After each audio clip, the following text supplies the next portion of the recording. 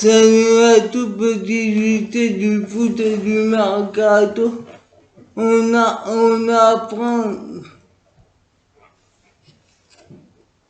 que la Saint-Étienne qui s'est séparé de son coach, Coppel va devoir payer 3 millions d'euros d'indemnité de départ.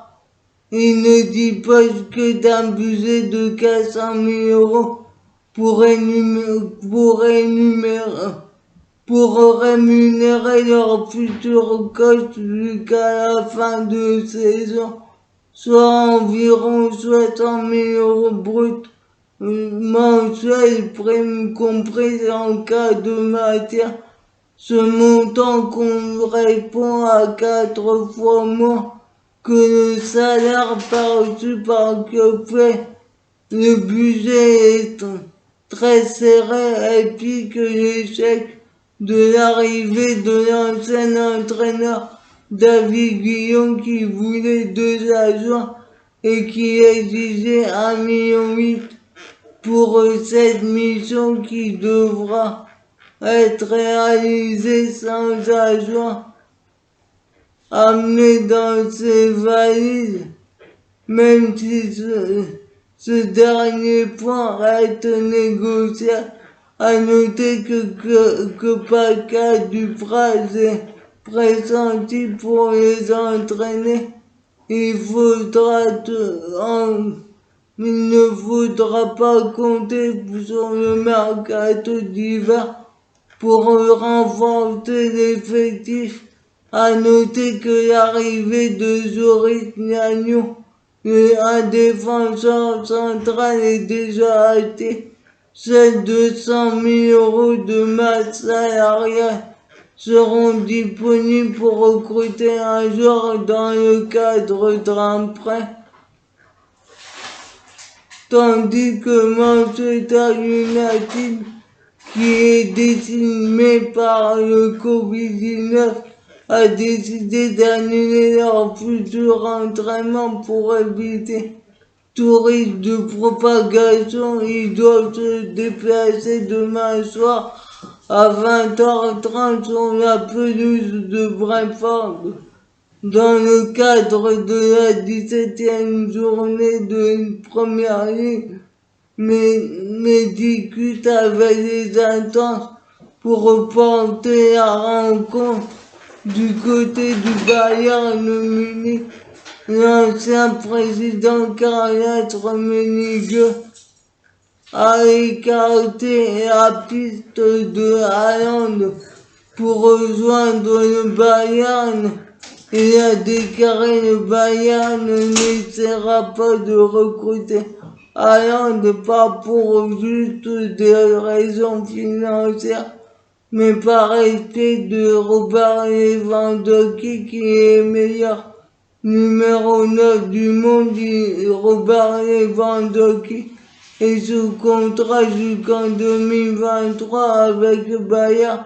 Il avait fait part de ses envies d'ailleurs, tandis que Luis Muriel, l'attaquant de l'Atalanta, qui est arrivé à l'été 2019 en provenance du FC Séville, dont le contrat expire en 2023 avec l'Atalanta, demande son départ pour se relancer car il n'est pas satisfait de sa situation à l'Atalanta.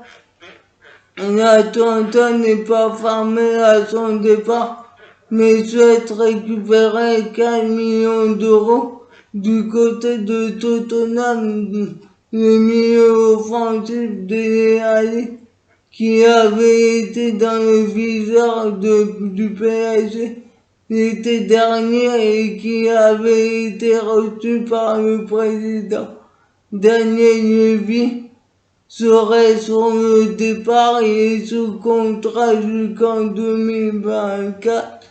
Et il sera disponible pour un prêt ou un transfert. Il a disputé 14 matchs pour 2 buts et une passe décisive cette saison du côté du 27 Kobe. Au Japon, ils ont officialisé la non-prolongation du contrat du défenseur central belge Thomas Vermaelen qui expire le 31 janvier 2022. Ils ont terminé à la troisième place du championnat du Japon qualificatif pour les barrages de la Ligue des champions asiatiques. Mais Thomas, il a remporté la Coupe de l'Empereur en 2019 et la Super Coupe du Japon l'année suivante. Il voudra rejoindre un club en Europe pour entrer dans le groupe de Roberto Martinez pour la Coupe du Monde au Qatar 2022. Du côté de Bordeaux, Laurent Koscielny, le capitaine de Bordeaux, a été victime d'un choc à la tempe avec l'attaquant de Troyes, Youssouf.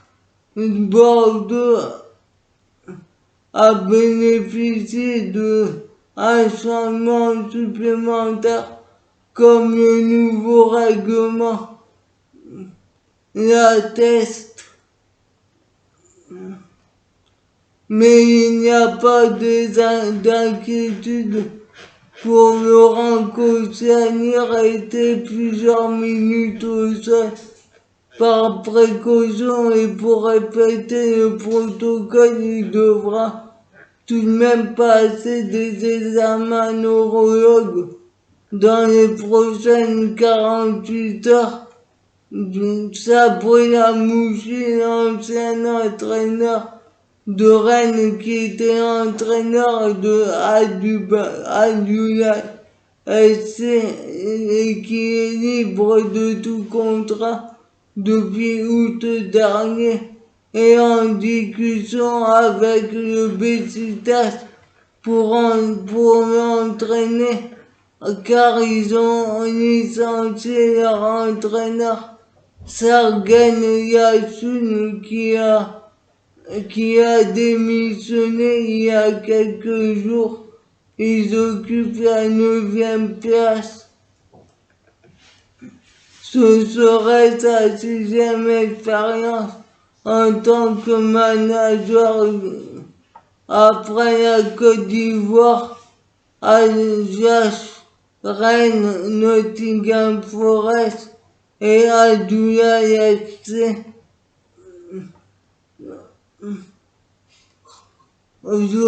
Stéphane Kemper qui est replacé comme latéral depuis plusieurs saisons et qui a été l'un des artisans du titre de Bastia en national la saison dernière, qui a été formé à Guingamp et le joueur le plus utilisé du côté de Bastia. Guingamp pourrait tenter de le récupérer gratuitement en juin 2022. Les négociations entre toutes les parties avancent bien. Il serait quasiment d'accord avec Guingamp. On apprend aussi que le Nigeria a licencié son sélectionneur Garnet Rowe à seulement 28 jours du début de la Coupe d'Afrique des Nations. Par ailleurs, l'ancien latéral droit et actuel directeur national technique Augustin lui succède à titre intérimaire. Granat était en poste depuis août 2016. Il avait qualifié le Nigeria pour la Coupe du Monde 2028, 2018 et la CAN 2019, où il avait terminé troisième. Ces derniers mois, les critiques sur le contenu de ses prestations se multipliaient, et notamment la récente défaite face à la Centrafrique, où la chance des expatriés ont fait polémique. On apprend aussi que la fédération du Soudan s'est séparée aussi de son sélectionneur Hubert Velloud. À moins d'un mois de la Coupe d'Afrique des Nations, au Cameroun, il était en poste depuis janvier 2020.